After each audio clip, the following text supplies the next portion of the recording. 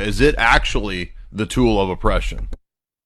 Yeah, I would say that it is. Like, if you go to where you can find my book and you read the little description, I actually make that argument and I say what feminism promised us was, it's going to protect you from, abusive husbands and boyfriends. It's going to liberate you and give you financial freedom. And then you can love someone just because you love them and not because like you need them to survive. Like all these promises of what feminism was supposed to do for women.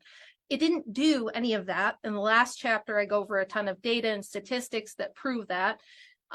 What it did was take women away from the people who actually have a vested interest in their well-being, their fathers, their husbands, the men around them who love and care about them. And part of feminism is you kind of have to buy into this idea that all throughout history, men didn't give a crap about their wives, their daughters, their sisters, their mothers, that they just brutally oppressed them or acted like cavemen and abused them and beat them. These are all really big myths and just things that have been perpetuated, and I still hear it all the time. I debate this subject all the time with other women who are feminists, and they will repeat these same tropes to me over and over.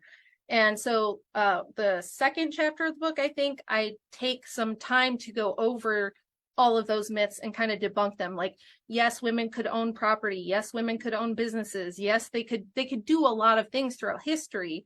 And what feminism did was it just like dismantled the family.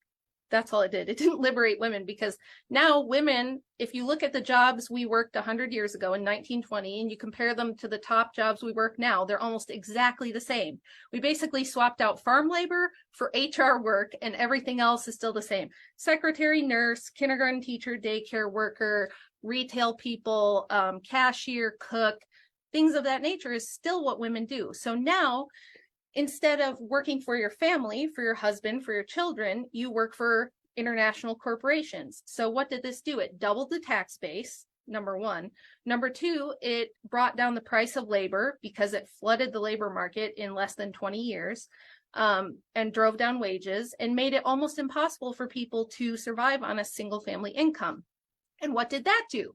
It means, well, mom has to work now, so the kids have to go to daycare. They have to go to a before school program, and then they're in public school for 7 hours, and then they go to an after school program. And they have programs like Head Start, where they want you to get kids into these programs at 2 years old, 6 months old, things like that. And they're in it all the way through until college. And then they go to college and get indoctrinated further. And women now hold 65% of all college debt in this country.